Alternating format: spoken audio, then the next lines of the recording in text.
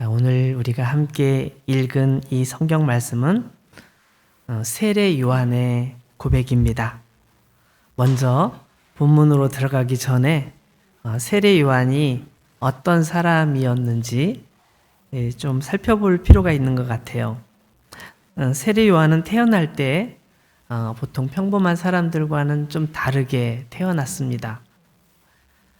누가복음 1장에 보면요, 예수님의 탄생 얘기가 나오는데 예수님의 탄생 이야기 전에 먼저 세례 요한 탄생 이야기가 나옵니다. 그만큼 세례 요한의 탄생은 굉장히 중요하다는 의미를 가지고 있어요. 예수님께서 탄생하시기 전에 천사 가브리엘이라는 천사가 동정녀 마리아에게 나타나서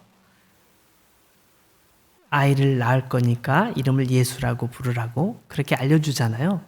그런데 그것과 똑같이 이 세례 요한이 태어날 때도 그런 일이 벌어진 거예요. 그래서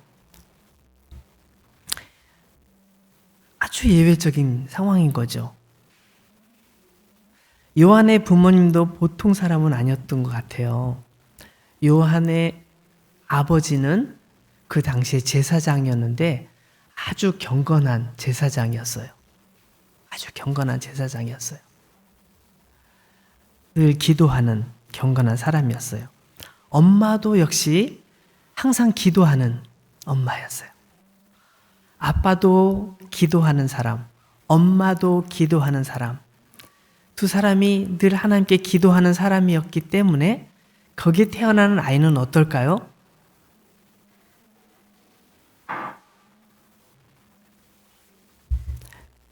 누가복음 1장 6절 말씀을 보면 이런 말씀이 있어요. 이 두 사람이 하나님 앞에 의인이니 주의 모든 계명과 규례대로 흠이 없이 행하더라. 정말 하나님 앞에 경건하게 살아가는 두 사람의 모습은 사람들 보기에도 아름답고 정말 훌륭한 분이라고 생각하는 그런 두 사람이었어요. 근데 그 두 사람에게 안타까운 것이 한 가지가 있었는데 뭐였냐면 아기가 없었어요. 오늘날은 아기를 일부러 갖지 않은 경우도 있고 또 아기를 가져도 한 명만 가는 경우도 있고 아기가 없어도 그렇게 큰 흠이 되지는 않았지만 옛날에는 아기가 없으면 부끄러운 일로 생각했어요. 아기도 없다니. 심지어는 아들을 못 낳는다 해서 어떻게 아들도 못 낳는 사람이 있느냐 이렇게 사람들을 아주 무시하는 경우도 많았습니다. 그런데 이 요한의 아빠 엄마는 나이가 많이 들었지만 나이가 늙어서 요한의 아빠 사가랴도 나이가 늙었고 엄마도 역시 나이가 늙었지만 나이가 아주 많이 들었지만 아이가 없었기 때문에 이제 더 이상 기대하지 않고 포기하고 살고 있었던 상황이었어요. 그런데 세례 요한의 아버지 사가랴가 제사장이니까 성전에 들어가서 제사를 집례하고 있었는데 그때 가브리엘 천사가 나타나서 이야기를 해줬습니다. 이제 아이를 낳게 될 거라고. 그래서 사가랴는 깜짝 놀랐습니다. 아니 이게 무슨 말씀이세요? 저는 지금 많이 늙었고 제 아내도 나이가 많기 때문에 우리는 아이를 낳을 수가 없어요. 그렇지만 가브리엘 천사가 말한 것처럼 그들은 아이를 낳게 됐습니다. 그리고 남자아이를 낳게 됐습니다. 그 아이의 이름이 요한이었던 거죠.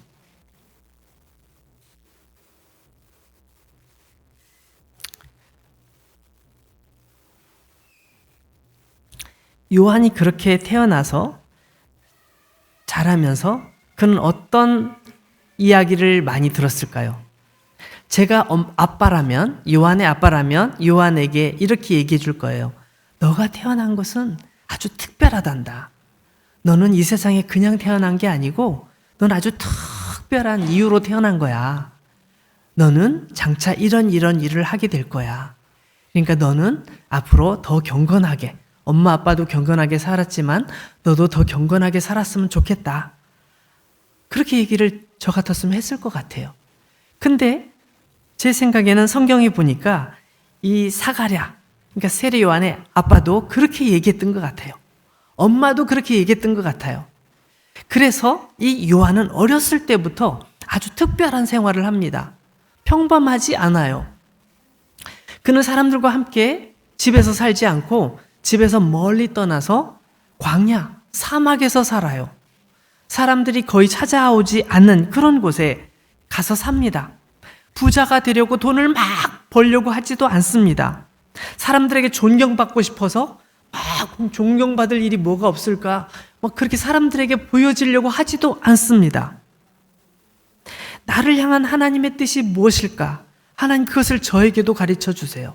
제가 엄마 아빠에게 들었지만 내가 직접 그것을 알고 싶습니다. 나에게도 가르쳐 주세요. 그렇게 기도하면서 그 광야에서 사막에서 지내는 거예요. 나를 향하신 하나님의 뜻이 무엇인지 그것을 찾기 위해서 광야에서 기도하며 자신의 사명을 준비합니다. 맛있는 음식을 먹을 수도 있지만 맛있는 음식들을 찾지 않고 광야에서 간신히 찾을 수 있는 그런 광야의 메뚜기들 잡아가지고 메뚜기를 요리해서 먹는 거예요. 그리고 광야에서 간신히 찾아내는 꿀, 야생 꿀들을 해서 그걸 먹고 메뚜기와 꿀을 먹으면서 살아요. 옷도 멋있는 옷을 입을 수 있지만 굳이 멋있는 옷을 입으려고 하지 않습니다. 아빠가 제사장이기 때문에 아빠에게 말씀드리면 얼마든지 멋있는 옷을 입을 수 있어요. 그런데 굳이 아빠에게 부탁하지 않고 사막에서 광야에서 지내면서 낙타의 가죽으로 옷을 만들어서 입고 아주 가난하게 평범하게 아주 소박하게 조용하게 지내면서 오직 기도에 힘쓰는 거예요. 하나님께서 나를 향하신 계획이 뭔지 가르쳐 주세요. 뭔데요? 저에게 깨닫게 해주세요. 그렇게 기도하는 거예요. 그리고 드디어 하나님께서 그에게 이제 시작이다 라고 말씀하신 순간에 그는 시작하기 시작했어요. 그때부터 사람들을 만나기 시작했습니다. 사람들에게 외치기 시작했습니다. 회개하십시오. 이제 천국이 가까이 왔습니다. 회개하십시오. 여러분들에게 천국이 가까이 다가오고 있습니다. 막 외쳤습니다. 그리고 사람들에게 여러분들은 죄를 지으면 안 됩니다. 여러분이 죄를 회개하십시오. 막 외쳤어요. 사람들에게 당신은 그런 죄를 지으면 안 됩니다. 회개하십시오. 당신도 그렇게 하면 안 됩니다. 회개하십시오. 막 얘기를 하는 거예요. 사람들이 그에게 와서 듣는 거예요. 세례 요한의 말이 다 맞아. 요한의 말이 다 맞아. 나 어떻게 해야 되지? 저는요, 어제 도둑질을 했어요. 저는 어제 사람들을 미워했어요. 저는 지난주에 거짓말을 했어요. 자기 잘못된 것을 세례 요한에게 얘기를 해줘요. 그럼 세례 요한은 그들을 세례를 물속에 푹 담가서 세례를 주는 거예요. 그 세례를 통해서 나의 옛날의 죄를 다 씻고 새로운 사람으로 거듭난다는 의미를 가지고 있었던 거죠. 세례 요한은 그렇게 사람들에게 세례를 베풀면서 세례를 주면서 세례 요한이라는 이름이 세례 요한이라고 별명이 붙은 거예요. 그래서 세례 요한 하는 거죠. 원래 이름은 요한이죠. 그렇게 세례를 베풀고 있었어요. 많은 사람들이 세례 요한이 하는 말을 들으면서 되게 무서워하면서도 그 말을 잘 들으려고 했어요. 왜냐하면 그 말이 다 맞고 그 말을 듣다 보면 이 말은 세례 요한이 생각해서 하는 말이 아니라 하나님께서 세례 요한을 통해서 나에게 주시는 말씀이구나 라고 깨닫게 된 거죠. 여러분들이 지금 설교를 들으면서 저거는 최성묵 목사의 개인의 얘기가 아니라 하나님께서 목사님을 통해서 나에게 주시는 말씀이구나 이렇게 생각하시는 분들 계시잖아요. 여기 사람들도 그렇게 생각했던 거죠. 세례 요한의 이야기를 들으면서 저것은 세례 요한의 이야기가 아니라 하나님의 말씀이니까 내가 들어야 돼. 내가 회개해야 돼. 나의 잘못을 고쳐야 돼. 라고 늘 생각하면서 나와서 세례를 받았던 거예요. 많은 사람들이 세례 요한의 말을 두렵게 받아들였기 때문에 사람들은 자기 자신의 죄를 고백하고 세례를 받았어요. 근데 그 당시에 분위기가 이렇게 되다 보니까 누구든지 세례 요한을 만나고 왔습니까? 아니요. 아직도 안 갔어요? 가서 회개하고 오세요. 하나님께 용서를 받으세요. 사람들이 막 그런 분위기가 된 거예요. 그러니까 그 당시에 정말 거룩하고 착하고 난 부족할 게 없다 생각했던, 정말 하나님을 사랑한다 생각했던 그 사람들, 바리새인, 사두개인이라는 사람들이 있었잖아요. 그 사람들이 가만히 있을 수가 없는 거예요. 다 갔다 왔다는데 나는 안 가면 안 되지 않나? 나도 그래도 가서 세례 받고 왔다고 얘기해야지. 이렇게 생각하고 사두개인이나 바리새인들이 예수님을 찾아온 거죠. 세례 요한을 찾아온 거죠. 세례 요한이 그들을 딱 보면서 아주 심한 말을 합니다. 마태복음 3장, 성경 가지고 계신 분 찾아보세요. 마태복음 3장 7절부터 10절까지 말씀을 보면 이렇게 나와 있어요. 마태복음 3장 7절부터 10절까지. 이르되 독사의 자식들아, 누가 너희를 가르쳐 임박한 진노를 피하라 하더냐?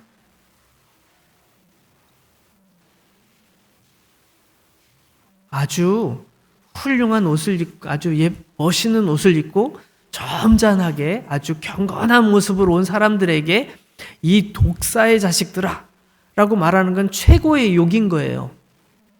사람들이 다 보고 있는데 거기서 이렇게 심한 말을 하는 걸 들으면 얼마나 창피하겠어요.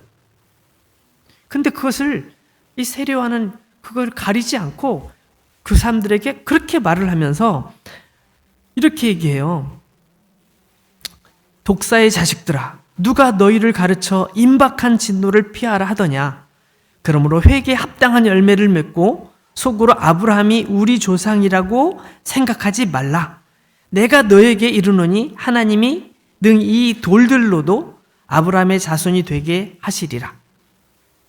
길거리는 돌을 가지고도 아브라함의 자손으로 만들 수 있을 만큼 하나님 능력 많으신 분이신데 그분 앞에서 너 자신을 속이지 말고 진실하게 너의 죄를 회개하라는 거예요.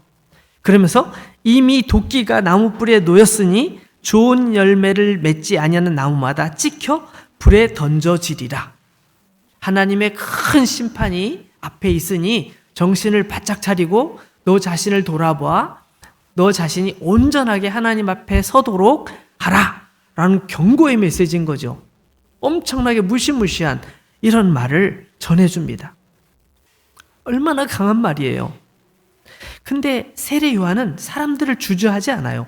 높은 사람, 돈 많은 사람, 힘이 센 사람 가리지 않고 누구에게든지 하나님의 말씀을 이렇게 전했습니다.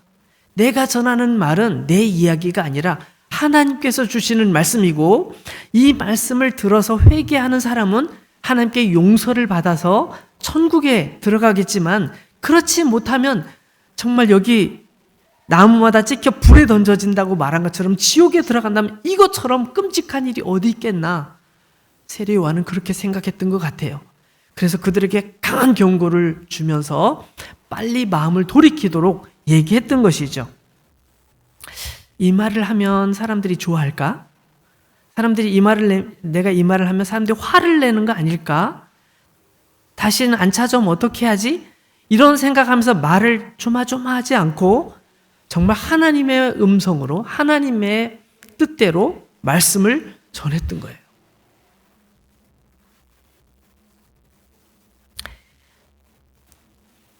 그런데 이렇게 얘기를 할 때마다 요한이 꼭 빼놓지 않고 하는 얘기가 꼭 있었어요.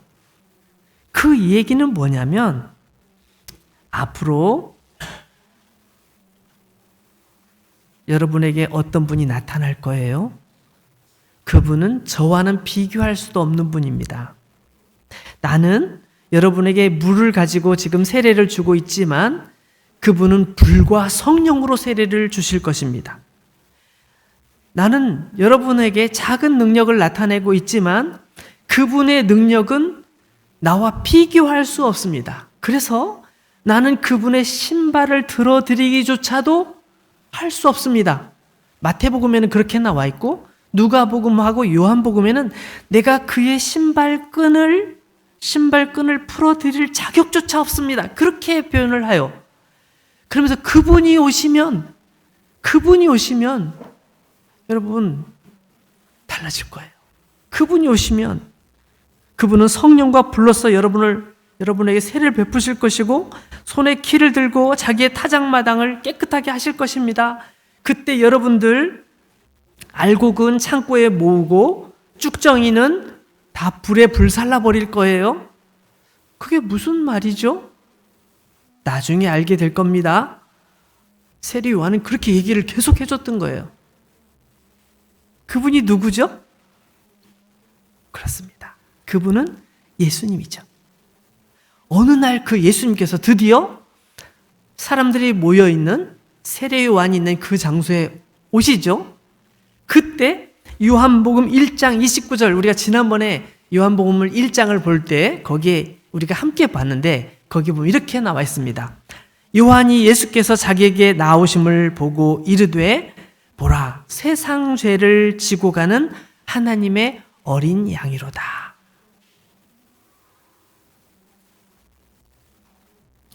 예수님이 오시는 거 보고 깜짝 놀라요. 내가 그렇게도 기다렸던 그분이 오시는구나. 나에게로 오시는구나. 근데 그 예수님께서 딱 걸어오시더니 예수님에게, 세례 요한에게 나에게 세례를 베풀어 달라라고 말씀을 하시는 거예요. 그러니까 예수님께서 그렇게 말씀하시니까 세례 요한이 안 됩니다. 제가 예수님께 회개하고 세례를 받아야 되는데 어떻게 예수님께서 저에게 세례를 받으시겠다고 하십니까? 안 됩니다라고 세례 요한이 얘기를 하죠. 그때 예수님께서 아니야, 이렇게 해야 돼 라고 말씀하시면서 예수님께서 세례 요한에게 세례를 받으셨습니다. 그리고 나서 이제 예수님께서 공생애를 시작하셨어요. 자, 공생애를 시작하시면서 예수님께서도 조금 더 떨어진 곳에서 사람들에게 세례를 베풀기 시작하셨어요.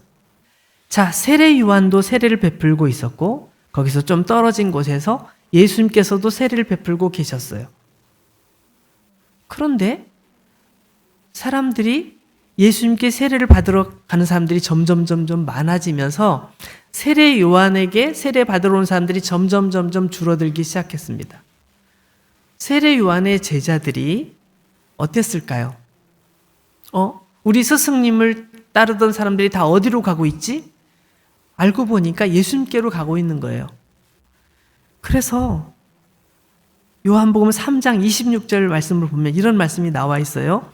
그들이 요한에게 가서 이르되 랍비여, 선생님과 함께 요단강 저편에 있던 이 곧 선생님이 증언하시는 이가 세례를 베풀매 사람들이 다 그에게로 가더이다.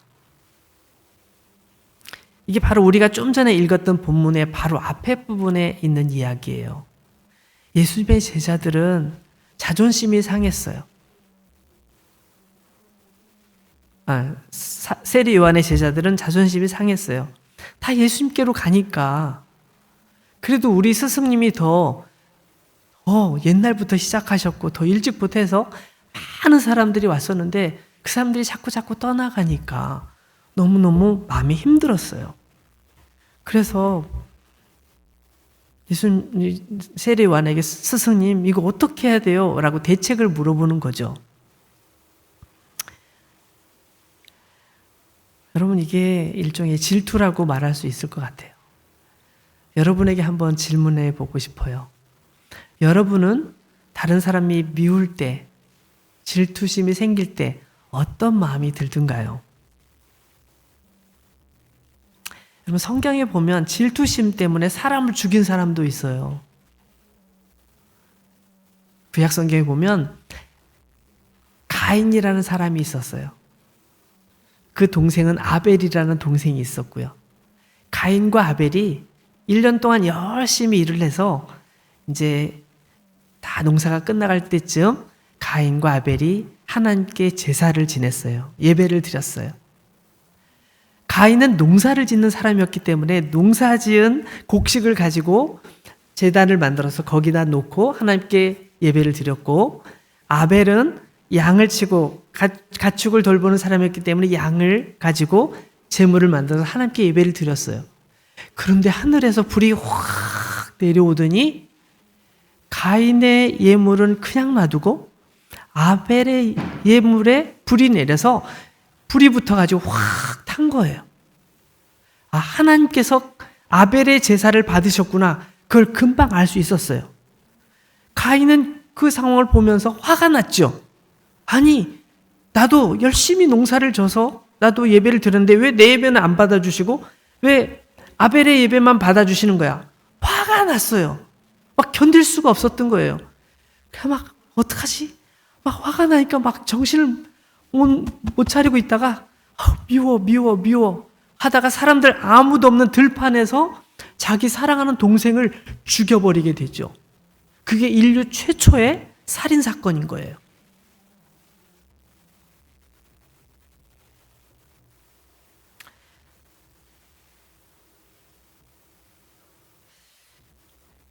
여러분, 정말 질투는 나쁜 거예요. 나쁜 건지 알지만 마음속에서 질투심이 생기면 정말 힘들어요. 그죠? 여러분은 어떠신지 모르겠어요. 저는 막 누군가 미운 사람이 막 생기면 막 갑자기 막 몸에 열이 나요. 막 더워. 막 굉장히 더워요. 왜 이렇게 덥지? 막 더워요, 막. 그리고 막 소화도 잘 안 돼. 소화도 잘 안 되고 어떤 데 잠도 안 와요. 막 잠도. 잠을 자려고 하면 그 생각이 나니까 막 화가 나고 막 답답하고 막 그래가지고 잠도 안 오고요. 음식을 먹으면 자꾸 체하고 또 자꾸 짜증이 나요. 짜증이. 저는 그러더라고요. 그래가지고 이러면 안 되지. 기도해야지. 그리고 기도하려고 하는데 기도도 안 돼요. 저 사람이 도대체 뭐가 더 잘난 거야? 나보다 잘난 게 뭐야? 막 이런 생각 들면서 나도 더 잘할 수 있었는데 난 왜 못했지? 막 내가 밉기도 하고요. 막 온갖 생각들이 있어서 막 너무 힘들더라고요. 근데 세례 요한의 제자들은 막 그런 마음이 막 속에서 막 생겼던 것 같아요. 정말 어떻게 정말 그런 생각을 했던 것 같아요. 그래서 여러분, 세례 요한을 잘 살펴봐야 돼요. 제가 우리 처음에 읽었던 본문 말씀으로 다시 돌아가서 세례 요한이 뭐라고 말했는지 요한의 얘기를 한번 다시 읽어보면서 요한의 얘기 속에서 우리가 중요한 것을 몇 가지를 찾으려고 합니다. 자, 보세요. 요한의 고백은 이런 내용이에요. 첫 번째는 세례 요한은 예수님과 자기 자신을 비교하지 않아요. 한번 27절을 볼까요? 요한이 대답하여 이르되 만일 하늘에서 주신 바 아니면 사람이 아무것도 받을 수 없느니라. 여러분, 하늘에서 하나님께서 주신 것이 아니면 아무도 받을 수 없다. 이 표현은 어떤 의미냐면 하나님께서 나에게 주신 것이 있고 하나님께서 예수님께 주신 것이 있는데 예수님께서 예수님께 주신 것이 있는데 예수님께서 받으신 것과 내가 받은 것은 달라. 하나님께서 내게 주신 사명은 내가 이렇게 하는 것이지. 난 여기에 최선을 다하는 거야. 하나님께서 내게 주신 만큼만 최선을 다하면 되는 거지. 내가 다른 사람을 보면서 부러워하거나 그 사람을 미워하거나 그 사람 때문에 나를 미워하거나 이렇게 하면 안 되는 거야. 라고 얘기하는 것입니다. 하나님께서 지금 내가 여기 있도록 내가 이 일을 하도록, 내가 지금 이렇게 살아가도록 하셨어. 그래서 나는 질투할 필요가 없어. 하나님께서 나에게 주신 것만 해도 얼마나 소중한데, 이것이 얼마나 귀하고 아름다운데, 내가 예수님을 이 땅에 소개하는 그 놀라운 일을 맡았는데 난 이것만으로도 하기 벅차. 이것만으로 해도 너무너무 감사해. 난 이것으로 충분해. 이렇게 말하면서 자기 자신이 질투하지 않는 거예요. 만족해 하는 거예요. 그래서 자기 자리를 벗어나지 않는 거예요. 그래서 28절 말씀을 보면 그의 사명으로 자기의 고백이 이어지는 것을 볼 수 있어요. 자, 보세요. 28절. 나는 그리스도가 아니요 그의 앞에 보내심을 받은 자라. 라고 말하는 거예요. 자기가 누구인지 알았기 때문에 자기가 무엇을 해야 되는지 알았던 거예요. 그래서 무리하지 않아요. 자기의 사명에서 벗어나지 않아요. 우리 한국말에 남의 떡이 커 보인다고 말하잖아요. 그죠? 남의 떡이 더 커 보여요. 내가 가진 것보다 남의 게 더 좋아 보여요. 그렇지만 우리가 받은 그것은 정말 소중한 거란 사실을 놓쳐서는 안 돼요.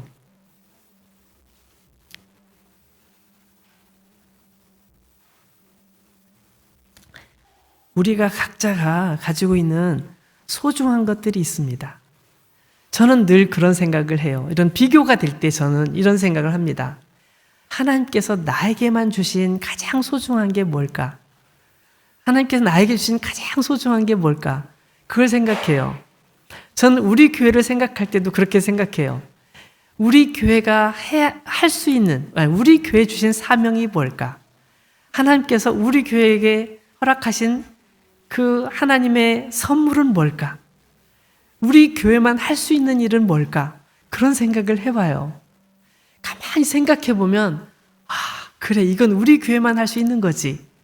그래, 맞아. 이건 나만 할 수 있는 거지. 이런 생각을 하게 되면서 마음이 너무 편해지는 거예요. 근데 세례 요한은 그 생각이 마음속에 가득 채워져 있는 거예요. 하나님께서 나에게 주신 이 사명, 이것을 잘 감당해야지, 이걸 잘 해야지 라고 생각하는 거예요.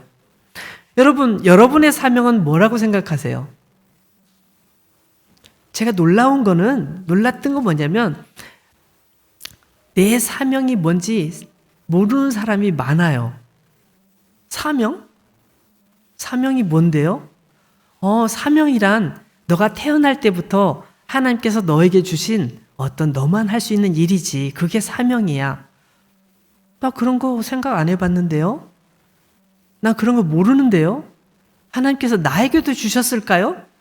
이렇게 생각하는 사람이 너무너무 많은 거예요.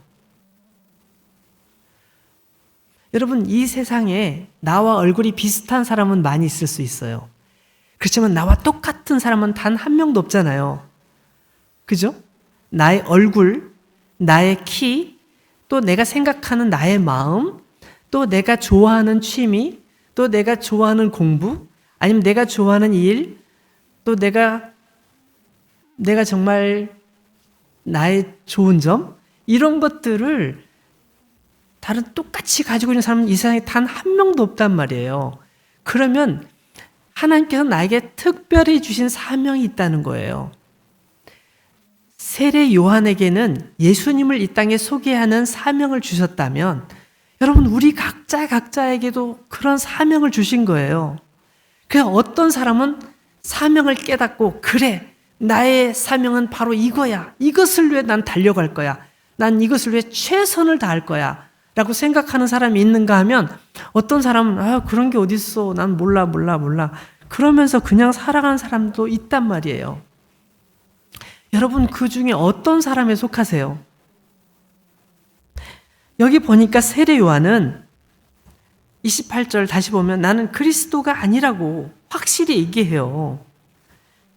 그러면서 나는 그분 앞에서 보내심을 받은 사람으로서 그 사명에 만족한다 얘기하면서, 자, 29절 말씀을 보시면요, 29절 이렇게 나와 있죠. 신부를 취하는 자는 신랑이나 서서 신랑의 음성을 듣는 친구가 크게 기뻐하나니 나는 이러한 기쁨으로 충만하였노라. 이건 무슨 얘기냐면, 결혼식장에서 신랑과 신부가 결혼해요.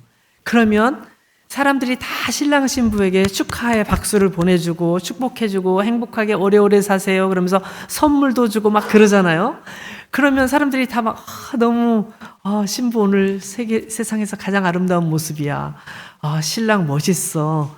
저런 신랑을 어떻게 만나지? 정말 부럽다. 이렇게 사람들이 옆에서 막 축하해주고 부러워하기도 하고 막 그러잖아요. 근데 그 친구가, 나는 친구 된 입장이래요. 예수님께서 신랑 되시고 또 여러분들이 신부 되시고 그 옆에서 이렇게 지켜보면서 그것이 너무 행복하다는 거예요. 여러분들에게 예수님을 소개할 수 있어서, 신랑으로 소개할 수 있어서 나는 행복합니다. 그런 의미인 거죠. 그것으로 자기는 자기의 사명으로서 기쁨까지 얻는 거예요. 내가 이 일을 함으로 인해서 하나님께서 기뻐하시고 또 예수님께서 모든 사람들에게 소개되어지는 이 놀라운 일이 너무나 자랑스럽고 뿌듯한 거예요. 그래, 내가 예수님을 소개했어. 이런 뿌듯함이 그에게 있어서 그는 그것이 큰 기쁨으로서 자기 기쁨으로 충만하다는 거예요. 그래서 결국은 30절, 한 걸음 더 나가서 30절에 가면 이런 굉장히 어려운 표현을 사용합니다. 그는 흥하여야 하겠고 나는 쇠하여야 하리라.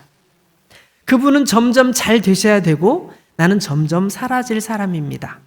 나는 사라져도 괜찮아요.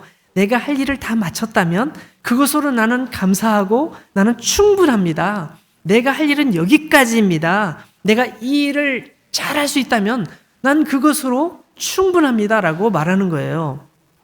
여기서 질투심을 찾아볼 수 있나요? 여기서 남을 미워하는 마음이 보이나요? 그럴 필요가 없는 거죠. 그는 하나님께서 나에게 주신 사명이 무엇인지를 알았고 그 사명을 위해 최선을 다했고, 그래서 예수님을 소개하면서 자기 자신이 사라짐에도 불구하고 거기에 기뻐하고 감사하고 행복한 마음으로 충만했던 거예요. 여러분, 이 세례 요한의 고백을 통해서 우리는 무엇을 배울 수 있습니까? 우리는 어떤 사명을 가지고 있나요? 우리는 그 사명을 위해 어떻게 살아가나요? 여러분, 우리 각자가 가진 사명들이 다 다릅니다. 예를 들면 용우가 드럼을 정말 잘 치는데 저도 그렇게 한번 쳐서 용우를 너 저리 가봐, 나 좀 한번 쳐볼게 하고 싶지만 저는 그렇게 칠 수 없어요. 지금부터 열심히 연습해도 잘 안 될 것 같아요. 근데 용우는 용우의 자리에서 정말 열심히 드럼을 치고 더 잘 칠 수 있도록 노력하고 어떻게 하면 더 잘 칠 수 있을까? 정말 그래서 우리가 찬양 드릴 때 박자를 정확하게 맞추고 이렇게 잘해야 되겠다 이렇게 생각하고, 저는 여기서 말씀을 잘 전해서 여러분들이 말씀을 잘, 하나님 말씀을 이해할 수 있도록 가르쳐야 되겠구나, 나는 최선을 다하고, 모두가 각각 그렇게 한다면 정말 하나님께서 기뻐하시는 교회가 되겠죠. 우리 모두가 그렇게 살아가는 거예요. 여러분이 있는 곳에서, 여러분이 있는 가정에서, 또 학교에서, 또 여러분이 하는 어떤 일 속에서 만나는 사람들 가운데서 여러분에게 특별히 주신 하나님의 사명이 있다고 믿으셔야 돼요. 그리고 그 사명을 가장 잘 완벽하게 할 수 있는 방법을 고민하고 노력해야 돼요. 그래서 여러분이 하는 일을 통해서 하나님께서 영광 받으시고 예수님께서 높임을 받으시는 것이 하나님의 뜻인 거죠. 세례 요한이 고백했던 것처럼 우리도 역시 고백하면서 그렇게 나가는 것이 하나님의 뜻인 것입니다. 여러분, 혹시 여러분 중에 질투심의 노예가 되어 있는 분 계십니까? 아직도 질투하는 마음이 있어서 아직도 화가 나는 분 계십니까? 그것은 여러분이 가지고 있는 가장 소중한 여러분의 사명을 발견하지 못했기 때문에 그런 거예요. 여러분이 가지고 있는 것이 얼마나 소중한 것인지 모르기 때문에 남을 부러워하고 남을 미워하고 질투하고 화를 내는 거예요. 그렇기 때문에 하나님의 사랑에서 먼 거죠. 하나님의 마음에서 먼 거죠. 오늘 우리가 살펴봤던 세례 요한의 고백처럼 우리도 한번 우리의 속에 있는 고백을 드렸으면 좋겠어요. 여러분이 아직도 사명이 뭔지 모르고 있는 분이 계시다면 하나님, 저의 사명은 뭘까요? 제가 어떻게 해야 할까요? 저의 사명을 알려주세요. 이렇게 기도하면 좋겠어요. 내가 사명이 뭔지 조금 느끼고 있다면 하나님, 만약에 이게 나의 사명이라면 내가 이 일을 어떻게 하면 더 잘할 수 있을까요? 내가 어떻게 할까요? 그렇게 기도했으면 좋겠어요. 그리고 하나님, 내가 정말 모든 것을 내려놓아도 내가 그것 때문에 서운해하거나 부끄러워하지 않겠습니다. 내가 주님께서 나에게 허락하신 나의 사명을 위해서 달려가겠습니다. 그렇게 고백하는 저와 여러분들이 됐으면 좋겠어요. 이 시간 우리 각자의 고백으로 주님께 기도하는 시간 갖겠습니다. 같이 기도하겠습니다.